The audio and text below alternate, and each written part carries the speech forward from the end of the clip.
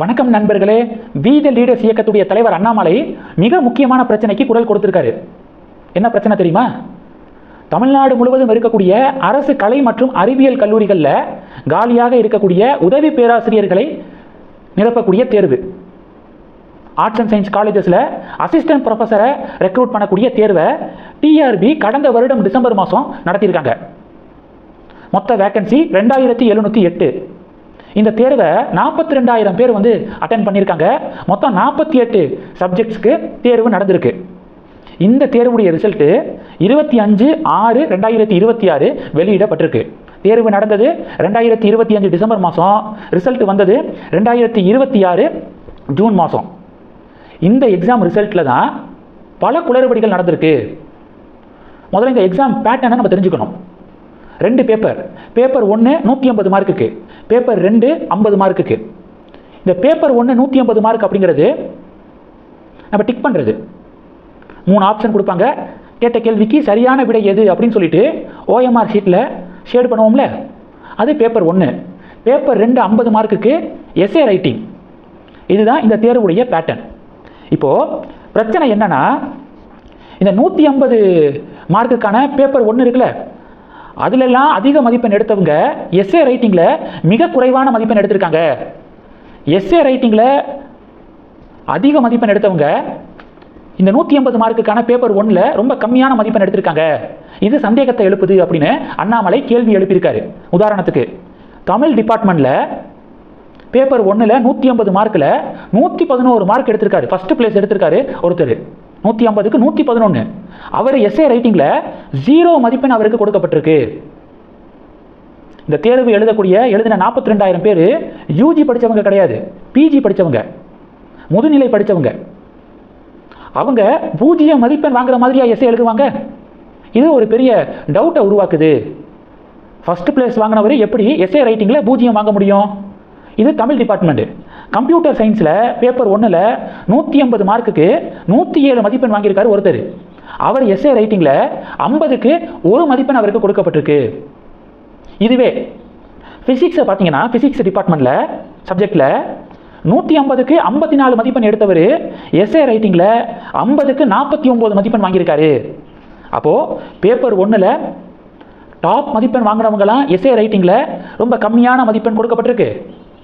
Paper 1ல் ரொம்ப கம்மியான மதிப்பெண் வாங்கினவங்க எஸ்ஏ ரைட்டிங்கில் ரொம்ப அதிகமான மதிப்பெண் வழங்கப்பட்டிருக்கு. இது பெருத்த சந்தேகத்தை எழுப்புது அப்படின்னு அண்ணாமலை ரொம்ப முக்கியமான கேள்வி கேட்டிருக்காரு. 2வது என்ன தெரியுமா?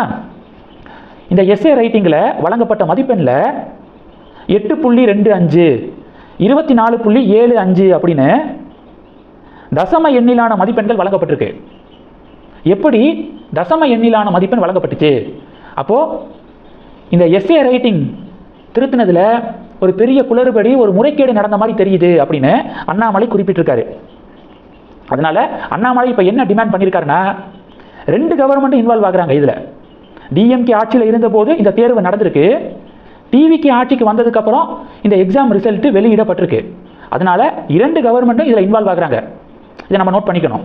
இப்போ அண்ணாமலை என்ன டிமாண்ட் பண்ணியிருக்காரு? பேப்பர் 2 எஸ்ஏ ரைட்டிங் இருக்குல்ல, அதை ஆய்வுக்கு உட்படுத்தணும். இந்த 42,000 பேர் எழுதின எஸ்ஏ ரைட்டிங்கை ஆய்வுக்கு உட்படுத்தணும். கரெக்டாக தான் மதிப்பெண் வழங்கப்பட்டிருக்கா? எப்படி 50க்கு 1 மதிப்பெண் வழங்கப்பட்டுச்சு? எப்படி ஃபர்ஸ்ட் பிளேஸ் வாங்கினவருக்கு பேப்பர் 1ல் ஃபர்ஸ்ட் பிளேஸ் வாங்கினவருக்கு 0 மதிப்பெண் எப்படி வழங்கப்பட்டுச்சு? இதெல்லாம் ஆய்வுக்கு உட்படுத்தணும் அப்படின்னு அண்ணாமலை டிமாண்ட் பண்ணியிருக்காரு. 2வது என்னன்னா, கடந்த மே மாதம் ஹைகோர்ட் என்ன உத்தரவு போட்டாங்கன்னா, அசிஸ்டன்ட் ப்ரொஃபஸருக்கான வேக்கன்சி மொத்தம் 4,000. 2024ல் தமிழ்நாடு கவர்மெண்ட் வெளியிட்ட ஜிஓவில் 4,000 வேக்கன்சி இருக்குது, அந்த 4,000 வேக்கன்சி நிரப்பப்படும் அப்படின்னு தான் ஜிஓ போட்டிருக்காங்க. ஆனால் தேர்வு நடந்தது எவ்வளோ வேக்கன்சிக்கு? 2708 வேக்கன்சிக்கு தான் எக்ஸாமினேஷன் நடந்திருக்கு. அந்த எக்ஸாமினேஷனில் தான் இவ்வளவு குளறுபடி அப்படின்னு அண்ணாமலை சொல்லியிருக்காரு.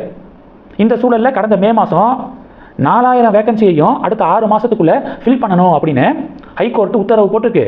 அதனால் கூடிய விரைவாக அந்த 4,000 வேக்கன்சியையும் தமிழ்நாடு கவர்மெண்ட் நிரப்ப நடவடிக்கை எடுக்கணும். அதுக்கு முன்னாடி இந்த தேர்வில் நடந்த இந்த குளறுபடியை சரி செய்யணும். இதன் பின்னணியில் யாரெல்லாம் இருக்கா அப்படிங்கிற முழு விசாரணை நடத்தணும் அப்படின்னு அண்ணாமலை பதிவு போட்டிருக்காரு. அவருடைய இந்த பதிவு மாநிலம் முழுவதும் பேசு பொருளாக மாறி இருக்கு. தேர்வு எழுதினவங்களாம் அண்ணாமலைக்கு நன்றி தெரிவிக்கிறாங்க. ஏன்னா அண்ணாமலை மட்டும்தான் இந்த பிரச்சனையை எடுத்து பேசியிருக்கிறது. எந்த அரசியல்வாதியும் இந்த முக்கியமான பிரச்சனையை பற்றி பேசவே இல்லை. அவன் நேரம் இல்லை போல. அண்ணாமலை தான் இந்த முக்கியமான பிரச்சனையை பற்றி எடுத்து பேசியிருக்காரு. அதனால அந்த தேர்வு எழுதினவங்களாம் அண்ணாமலைக்கு சமூக வலைதளத்தில் நன்றி தெரிவிக்கிறாங்க. சூப்பர்.